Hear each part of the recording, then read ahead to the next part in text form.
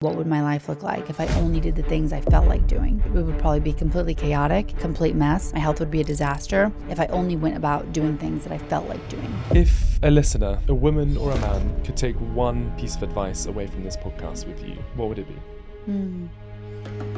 Kayla Barnes is the most measured woman in the world. She's a leading expert in health, longevity, and precision performance optimization. She's pioneering a new era of self-quantification where data meets deep human potential. There must be people listening thinking, oh my God, where do I start? If you have family history of certain types of cancers or Alzheimer's, you can probably see some of these markers in the genetic test, but also you can just make a notation like I need to be really thinking about brain health because this dementia runs in my family. How do you feel about being known increasingly as the female Brian Johnson?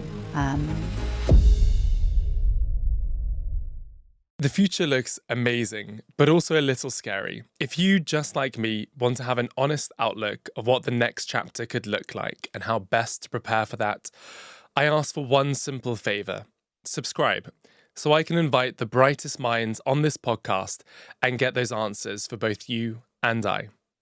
Enjoy the episode. Kayla, what is your why for being in this space, for starting in this space and being so all in on longevity? Yeah. I think it really kind of goes back to some personal experiences that I had, So growing up, I didn't really have a lot, which is probably contrary to the internet's belief because a lot of people see my content now and say, oh, you must not work. Or, if you have a whole day to do this like health optimization, it must be so nice to like be given so many things in life. And that's just simply not the truth. I grew up with a lot of challenges. And I think that I wanted so badly to create a very different life than I had had growing up, right? And my parents did the best that they could. My mom is absolutely amazing, but just circumstances. And so I wanted like health and wealth and success and to achieve something that was incredible. And so I knew that I had to start with health optimization and really focus on improving my cognitive function to be able to work like longer hours and be able to perform better. But at the same time, I really wanted to strive for fulfillment in other areas too. I want to say optimization in all areas. So it's been a slow build. I got super deep into longevity about 6 years ago. So I opened up a longevity medicine clinic about 5 years ago. And when I was doing the research for, what services and tests and offerings and protocols and therapies will we offer, I really realized that there were so many labs that had never been recommended to me by my traditional doctor. And also ranges that, were always told to me to be great, but then I realized there's this optimal range versus, a standard range. So that's kind of how I got into it. And my why is really just to improve not only my own health, the health of those that I love, and now the community of hundreds of thousands of women specifically that follow me. Females have not been included in medical research very much. We weren't really required to be included until the 1990s. So same, years that I was born, and we're behind. So longevity is exploding. Biohacking is exploding, but it's not necessarily always through a lens of a female, right? If we think of the top biohackers or longevity experts, they're typically male, which I love and really has paved the way. But at the end of the day, women are not small men, and we need our own protocols. So I am passionate to just put my information out there, my data, my protocols, what I've learned. I have the resources and relationships to do so. And that's my why. There's so many different kind of levels when you think about longevity. You've got let's say the basic level, like eat well, sleep well, exercise well, and then eventually get to level 2, which is supplementation and maybe some like infrared saunas and all that, and then on to like exosomes and then stem cells and cell and gene therapy and all that. So have you explored the whole range? And would you say that there's been kind of an inflection point in your journey where you've been like, this has been the point where I've just started feeling great, or this has been a bit too much? Yeah. I've pretty much done the entire gamut. I have not yet done gene therapy, only really because, I'm 34, so I'm also quite younger than some of the other people in the space. So, follistatin is great for like adding on muscle mass. So when I get to an age where I really need to, tap into that, I'll definitely do that. I'm not opposed to any of those things, but I also haven't, yet had children. So just want to do a few more things, and I want to do things when it's timely and makes the most sense. So gene therapy is pretty much the only thing I would say I haven't done. Done a lot of plasmapheresis and EBU and peptides, and have done stem cells. I banked my own stem cells from fat that I can then use, and I'll be using in like a longevity protocol, and I'll get them back once a quarter. Of course, I've done exosomes, a variety of different things, really interesting IVs from curcumin to methylene blue to olefinilia, which is like a olive oil extract actually, which is quite unique.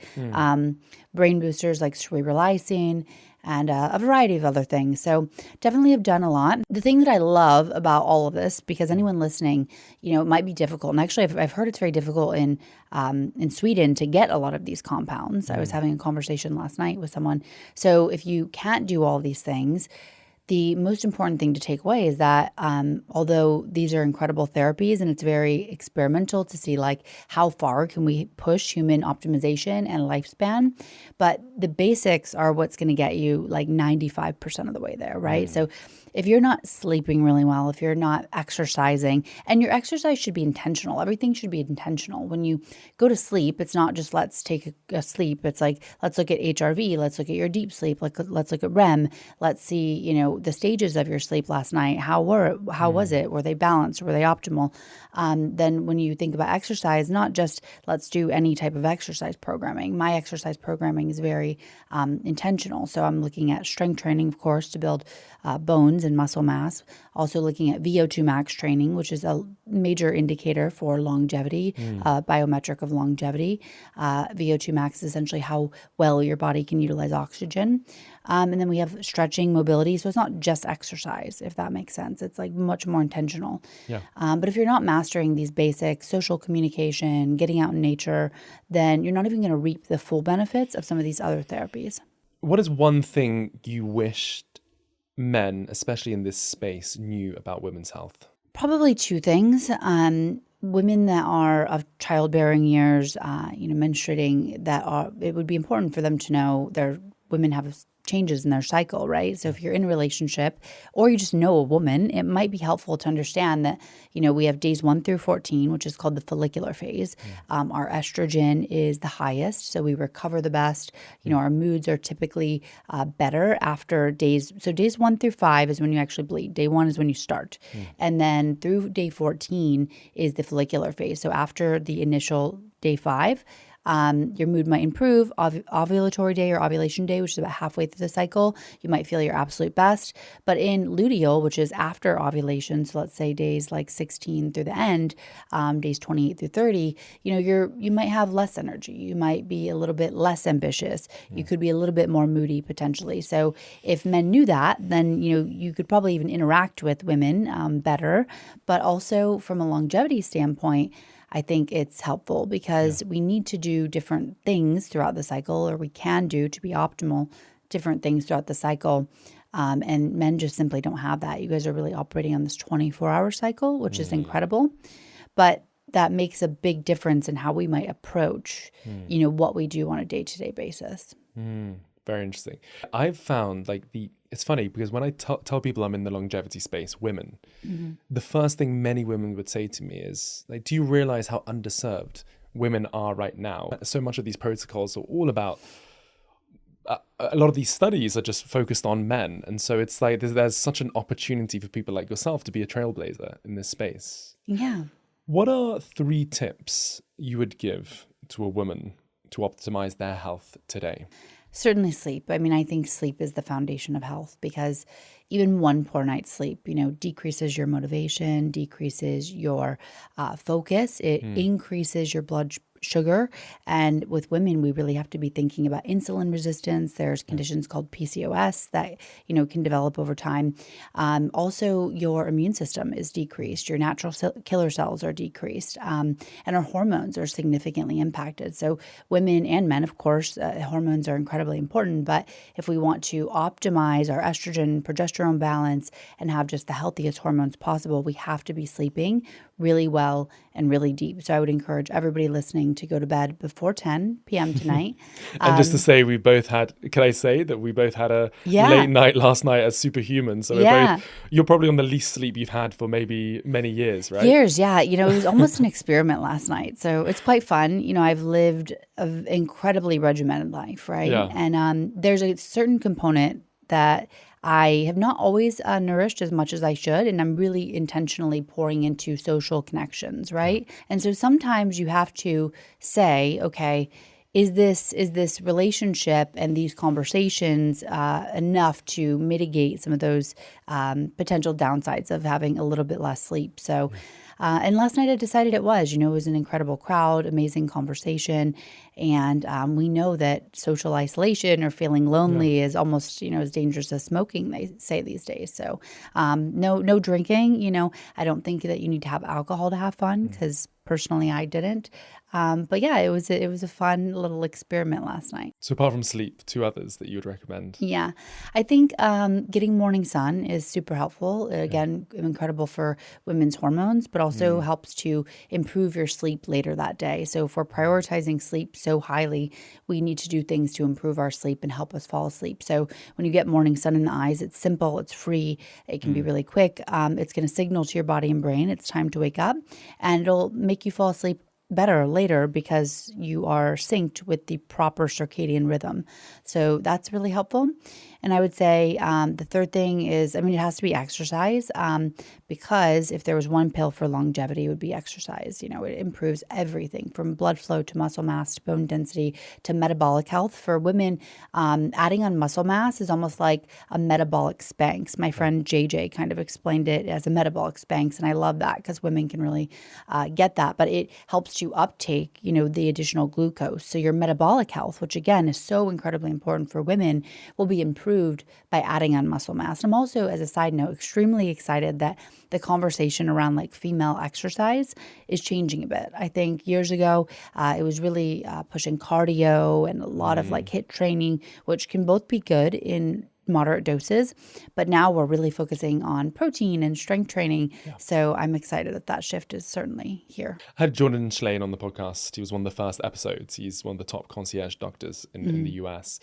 And he talks about this pessimistic meta-induction theory, which basically means that science is the truest version of accuracy in any given point, but it might not be the truth in, let's say, a year or 2 years. And so in the longevity space, you find a lot of these protocols that actually, after a few years, we debunk. So your protocols and your way of existing must have changed a lot in the 6 years, right? Are there any that you think of that you're like, damn, like, I can't believe I was doing that, and thank God I'm not doing it anymore? Yeah.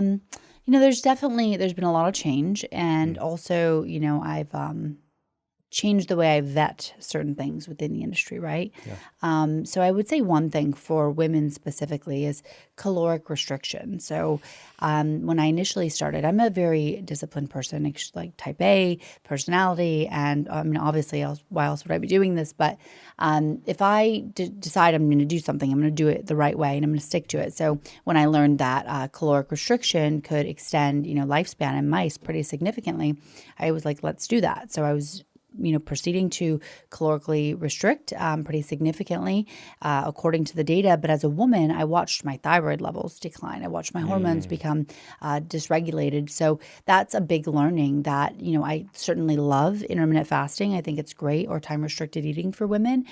We can talk about like how to do that for a woman if you want to do it optimally. But I think that was a major learning, that just some of these really intense hormetic stressors, something like caloric restriction, taking it too far, or something even like cold therapy in addition to caloric restriction. Just imagine, you're a woman, you have all these changes in hormones, and then you are doing, significant caloric restriction, you're cold plunging, you're waking up super early, because these are all like kind of the for men, by men longevity protocols. That eventually will not work out so well for most women. There's always outliers, right? That's why your own data, or N of 1, is going to be like the highest form here, because we know exactly what you need as an individual. But I'm talking about general terms for women. That's so interesting. N of 1 just gets used so much in this space. So to a listener who might not know what that means, like how important is being personalized, and where should one start, like to measure themselves as well? I mean, personalization is everything. Bio-individuality, we are all bio-individual. So I think if you have the ability to do some of the labs to figure out exactly what you need, you're going to obviously yield the best results. So starting with genetics, if you can, and you haven't yet had a genetic test, it's a really great place to start, because you and I can have very, different detox pathways, for example, or methylation pathways. You might need MTHF, you might have MTHFR and need more methylation support, whereas I might not. So if you know that going into your new protocol, you can literally develop everything around your genetics, which I think is super important. Can you recommend a methylation test? So genetics test, I would say, test. yeah, 3x4 is a really easy to read test. I've had probably 15 different genetics tests, have like 3 or 4 more at home waiting. But from a readability and actionability, it's probably the easiest. So 3x4 is a lab that's quite easy.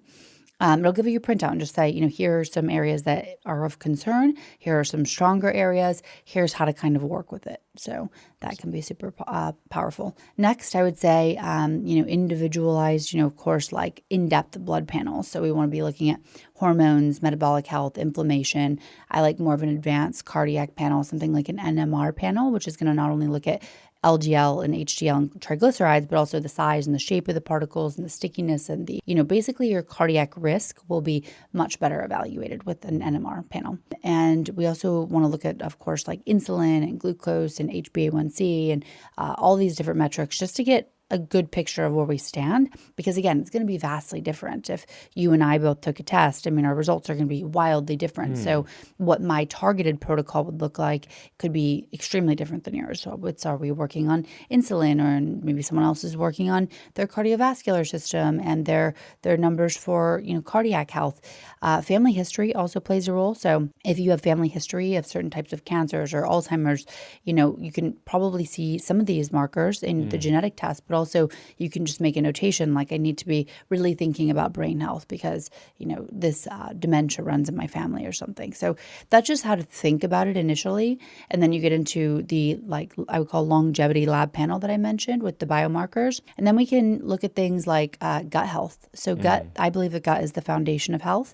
Our guts are all going to be very different. I've never really seen a perfect gut health test in all my years of doing this. So if you want to improve health in general, you can really start by improving the gut. And it's also potentially going to improve mood, brain fog, cognition. We know that the gut and the brain are directly connected. For women, hormonal health, the gut has a massive impact on that. We also know that the gut plays a huge role in skin health. So if you're looking to, improve any acne symptoms, I take a little bit of offense in the skincare industry because there's so many creams and so much money is spent on convincing women that they can clear, consistent acne with these creams, and they can play a role. But, you really have to look at the root cause of why I'm having this symptom. So I would definitely recommend looking at gut health and hormone health. And then the next thing would be a Nutri-Eval. So sorry, the Nutri-Eval. Okay.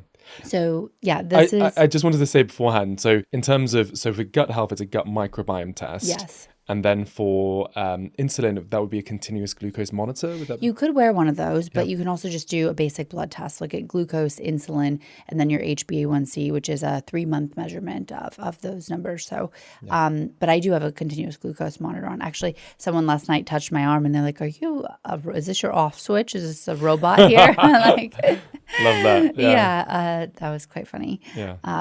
So yeah, that's how you can measure some of those numbers. But you don't have to wear, I used to wear a continuous glucose monitor all the time. Now I just wear one a few times a year and get like a pulse check on what's going on there. I'm not sure if it's available here, but I use the company Levels. Yeah.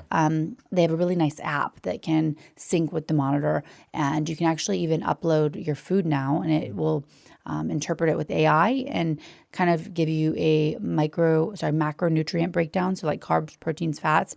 And then it will also give you, of course, like the blood sugar data, detect any spikes. You can log things on the app. So it's quite nice. Very exciting. We will put any recommendations that you have in the show notes as well. You mentioned the test beforehand. Yes, the Nutri-Eval test. Yes. So that's another way to personalize your approach for sure. So there's so many supplements in the longevity industry, and many of them are great. Some of them are questionable. But if you want to know exactly what you need, you can do it's called a micronutrient test, and it's going to look at vitamins, minerals, amino acids, and then you can target supplement exactly what you actually require. So instead of guessing if I need to take vitamin C or guessing if I need, more B6, I literally do a blood lab, and then the results come back, and then I can take supplementation based on those targeted requirements. I do have, when I think about supplementation, though, I have what I think of as like my baseline supplements that I'll probably take forever. Things like omega-3, vitamin D, and magnesium. And then I have my protocol supplements, which would be based off my Nutri-Eval, my gut test, and then another test that we're going to talk about called a total toxic burden. And then I have a bucket that I think of as longevity supplements. So those are things like spermidine, NR, NMN, maybe urolithin A, or like Amidopure. So those are things that are working more on the mechanisms, I suppose, of aging. But I would also say that if you have a nutrient deficiency or insufficiency, that's also going to contribute to aging and, just lessened health over time. So Nutri-Eval would be the next one. And then the following tests that I would recommend if you really want to dial in your protocol, and again, this is all going to be personalized, is it's something called the total toxic burden. So it combines several tests into one. It's by a company called Vibrant Wellness in the States. We'll have to find one here, but it's going to look at heavy metals, molds, and mycotoxins, and environmental toxins. And this will, of course, also be very different based on, your individual exposures. So I think through those labs, you could have a really good picture of your current health. You also could then layer on potentially full body MRIs or clearly soft plaque analysis if you really want to dive deep into like what your cardiovascular risk is. But if you even do a few of these, you're going to be able to start a personalized protocol. When it comes to longevity supplements, we hear about rapamycin, metformin, and all these. Have you started to explore this space as a 34-year-old who has many years to come? Yeah. What's your risk appetite with these? Yeah, I mean, it's relatively high. I do, of course, like to see the data, but I'm also interested in trying different things. For clarity, rapamycin and metformin are prescriptions, so you'd have to work with a doctor to get those, unless they're available over the counter here. No. I'm not sure. Yeah, they are don't think so. prescriptions. So supplements I would, typically think of as things, like fish oil, magnesium, you can just purchase directly. But these prescriptions, prescriptions require a doctor. So I am experimenting with rapamycin because there was a recent study. It hasn't yet been peer reviewed, but it actually was showing a potential delay in ovarian aging by 5 years. So we know when a woman experiences menopause, the risk of all-cause mortality increases significantly. We lose that protection that we have from estrogen, and our cardiovascular risk increases, our risk of dementia increases. We begin to lose muscle, and our bones are impacted at a higher rate. So I think if there's a way for us to stave off menopause, push it back a little bit longer, then it can certainly be beneficial for female longevity. You can also, of course, supplement, right? So certainly when I get into perimenopause or menopause, I will be doing bioidentical hormone replacement because we see that a lot of the benefits, are just absolutely incredible. It might be the best longevity drug for women in that age range, I would say. There must be people listening thinking, oh my God, where do I start? You've mentioned 7 tests, 1 million supplements, and I think there's also danger in that when you take on too much all at once. Yeah. So for you, has it been just a gradual process of stacking and then measuring, or has there been a case of let's try 3 things at once? Like, how have you kind of been able to discern what is really beneficial for you?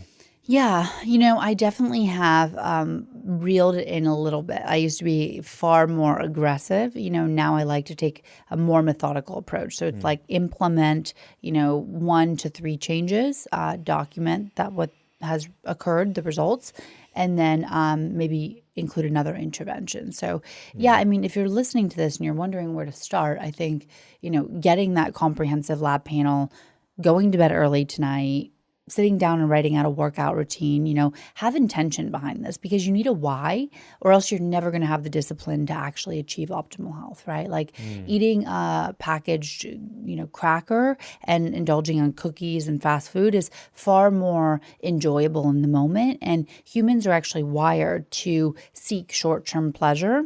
We're not necessarily wired to be thinking long-term for gain. So in order to be able to achieve that, long-term wherewithal or discipline, we have to have a really serious purpose behind it.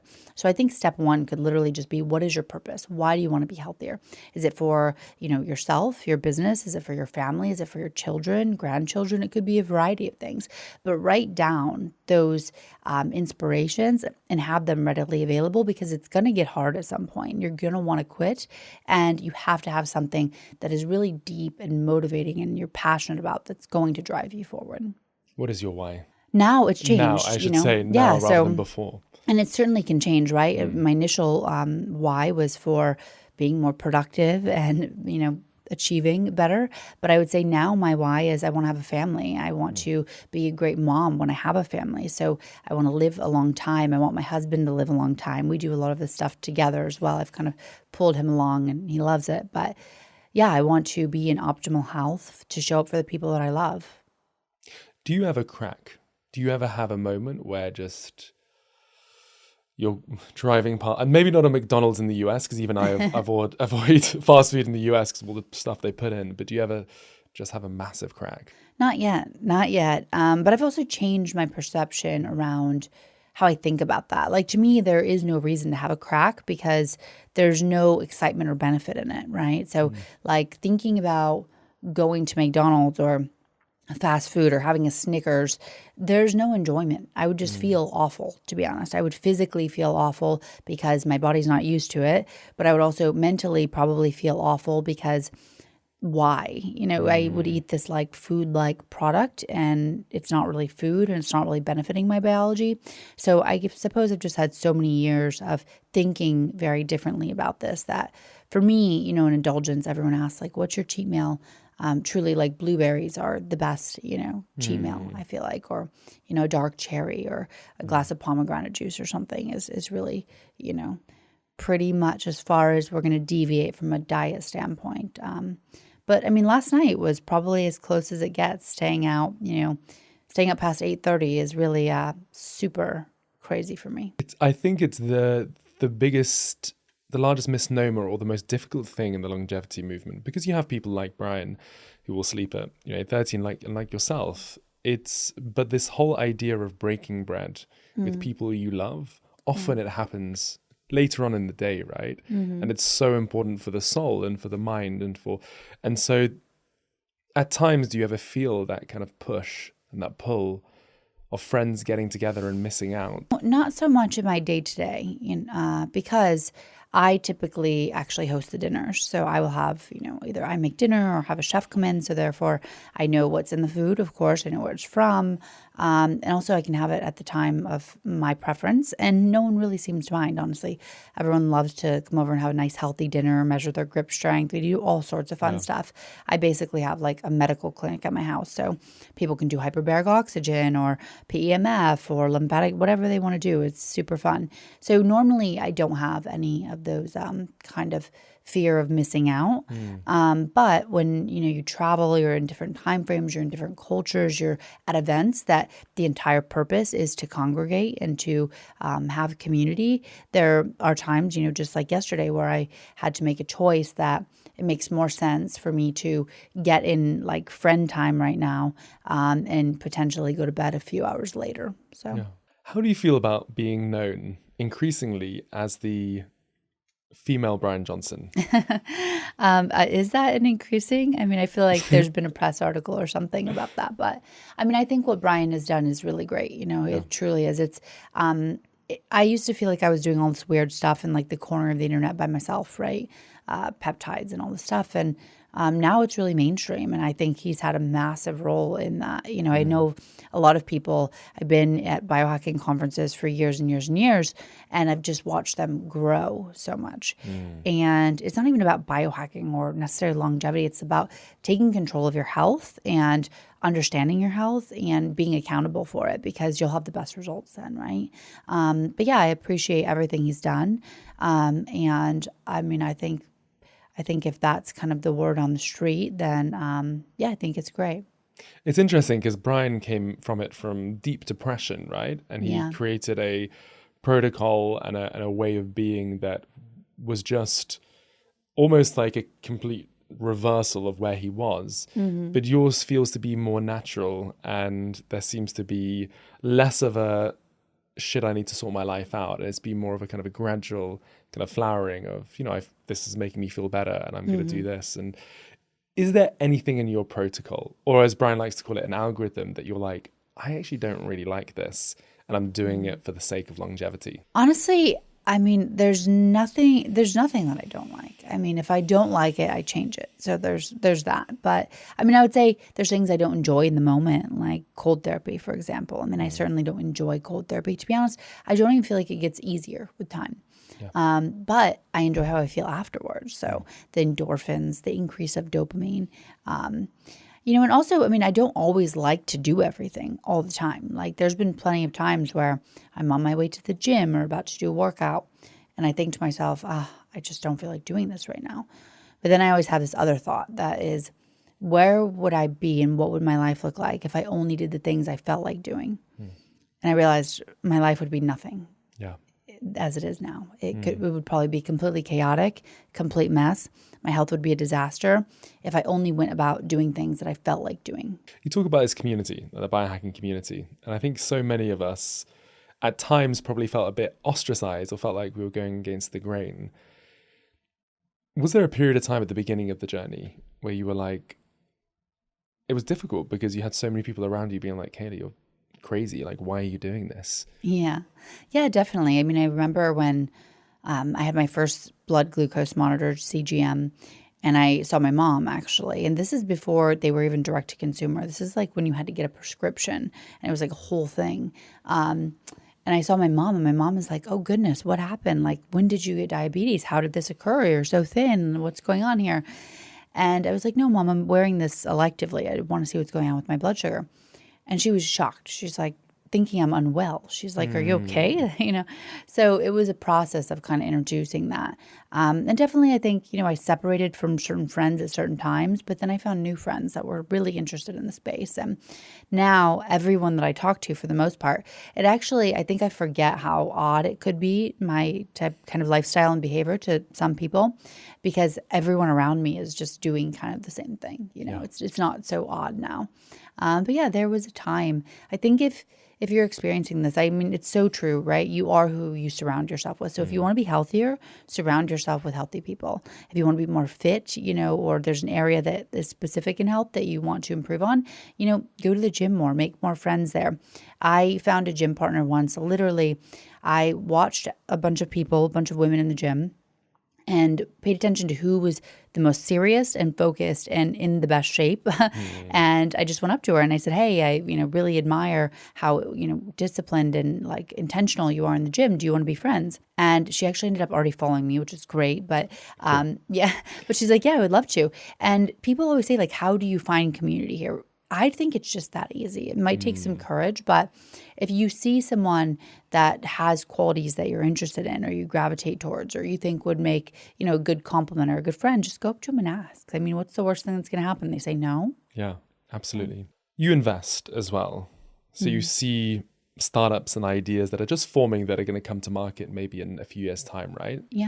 What do you think will be the biggest breakthrough in women's health over the next few years? I think, there's a lot of new companies around vaginal health and ovarian health. So I love a company called Evie in the States. It's vaginal microbiome testing. So we know that a very large portion of women throughout the year will have some sort of issue with their vaginal microbiome, whether that's like BV or yeast infections or something of that nature, or just general, dysbiosis.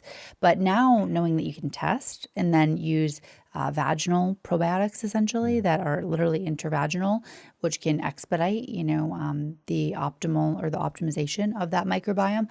I think that's a game changer. We have not ever known really what's going on there. We also now have at-home hormone testers, right? So you don't have to go to a lab on a daily basis. You can pee on a urine stick. There's a company called Mira in the States. You can pee on a urine stick and you can understand, your hormone cycle, if you're ovulating, if you're not. You can get so much more information. And then I think from a standpoint of ovarian longevity, things like this rapamycin study are incredibly powerful because if we can even push back, menopause by 5 years by taking this compound, and this has to be prescribed, always work with your doctor. I'm not recommending that you do this, just something I'm trying. But that would be a game changer. That's 5 more years with a significantly reduced risk of really all-cause mortality. So. What does mindset mean to you? So we know that optimists live 15% longer. You seem like someone who's always had a pretty strong mindset, a positive mindset. Mindset is so important. It's always forgotten sometimes in this space. I think it's absolutely necessary. We touched on it a little bit earlier, but if you don't have a positive mindset and a purpose behind any of this, why would you wake up at 5:30 a.m. and go to the gym directly? Why would you get morning sun? Why would you, forego indulging in the chocolate cake to choose a broccoli? Like, you just simply wouldn't. So if you don't have the right mindset, it's probably not going to take too long for you to completely fall off the wagon. We know that so many individuals go into New Year's Day, for example, with these goals of becoming healthier. And I think 80% by the end of the month have fallen off of the goal. I don't know if that's the exact figure, so don't quote me, but it's a very large percentage have fallen off of their goal. So I definitely recommend thinking about why you're doing this and encouraging yourself to have a positive mindset, whether that's through, writing down some inspirations and going back to them. I think it's an interesting exercise not to only think about how good your life could be if you change. So let's say you do an exercise and it's, if I changed everything from my eating habits to my exercise to my sleep habits, where would I be in the next 5 years, right? That's beautiful. Everyone loves that and wants to strive for it. But I think a more powerful exercise is, what if you don't? If you do everything the same way that you're doing it today, what is your life, health, family, career going to look like in 5 years or 10 years? Is it going to be better or is it going to be worse? Because we're always changing. We're not staying the same ever. So I think every single day I'm either getting better or I'm getting worse, and I get to choose which one. 2 days ago, I saw you on a panel where you were asked if you had the choice of a happy pill or an immortal pill, which one would you take? And you decided on the happy pill for life. Yeah. Why it was that? Interesting because 2 women, so it was me and another woman, Nicola, we were asked this question. We both chose happiness. So the options were either living forever or being happy. We both chose happiness, but then right after us, there was 2 men asked the same question. They both chose immortality. Life to me, I don't want to live forever if I'm not happy. We need to have this human experience. And some people listening to this might be like, this is really like kind of contradictory. She's like living this really strict, crazy life, but then also saying that it must require happiness, and that's her choice. I am happy. I'm happier than, I'm increasingly happier every single year. And Brian actually made a comment at the conference a few days ago, I think yesterday, and said, it's so weird that people ask you if you're happy when you're super healthy. It's like, oh, you're incredibly healthy, but are you happy? Okay, but you don't necessarily ask that to someone who's like going out drinking and socializing and partying all the time. It's like, wait, why would they be happier than the individual that is like really prioritizing their health? So interesting. Do you believe in the Don't Die movement? I really love the concept. I love the movement. I think it's empowering people to prioritize their health. But for me, personally, I believe in God. I'm a Christian. I believe I'm going to go to heaven after this life. So I'm not as, preferential to having to live forever. You must get a bit of pushback. So you live in Austin now. You grew up in Ohio. You've spent time in California. Do you get pushback from Christians that say, Kayla, why are you furthering this ungodly movement of longevity? Can you be a longevity native human being and also be a Christian? I haven't gotten any directly, to be honest with you. Could be an idea, but in the Bible, we're actually called to steward our bodies well. And I can't say that all Christians do that. Maybe that might go by the wayside a little bit. I'm not sure. But certainly there are some that do, but we're called to do that. We're not called to maybe do it at the extent and the extreme that I am. But I think as long as I'm not beginning to idolize this, which I really pray about often not to, then I think I'm on an okay path. If a listener, a woman or a man, could take one piece of advice away from this podcast with you, what would it be? Go to bed early. What has been the biggest surprise of your journey so far? I would say the biggest surprise of my journey actually is how fun it can be to do it with someone else. So, there's a bunch of press articles on the fact that I sent my husband 7 labs to complete a genetics test, gut test, all the tests that we discussed actually on this podcast. I sent him prior to our first date. And then we had our first date in a hyperbaric chamber. And then I put him into an ozone sauna, and I just laid it all out there. Was that just a test for you? A test, okay, if they're not going to do this, then yeah. I mean, it was actually a few things. It was a test. Yeah, is he not going to do this? But he already had quite a few labs. So he sent me over a whole bunch of stuff, which I really love. So I figured he would do it. But it's also, it's my love language to help people, that need optimization, or if they're dealing with chronic disease, that's my love language, is to help people in that way, because it's obviously my world. So I also just want to see where's he at, Also, it could have told a lot about, if he's saying he's eating organic, I would have seen that if the glyphosate was out of this world, then that was probably not true. So there's a lot of different reasons to do it, but I think the enjoyment that I get out of doing it with him, and I would also say the stress reduction that having either a husband or a partner or spouse or just even probably close friends could bring, and you really trust people, that it can make a massive impact on your biological systems as well. I have data from my Oura Ring before I met my husband and after I met my husband. And the amount of stress reduction that has occurred from that only is really pretty wild. So I think really prioritizing people that love you and that you can count on. It can come in many different forms, but I think that can be a really powerful biohack. Life is always better shared. Yes. Kayla, thank you so much for coming on the podcast. Thank you for having me. If you want to know what tomorrow has in store like I do, you definitely want to listen to our recent episode where I talked to Peter Diamandis about a future where we could live forever. Thank you so much.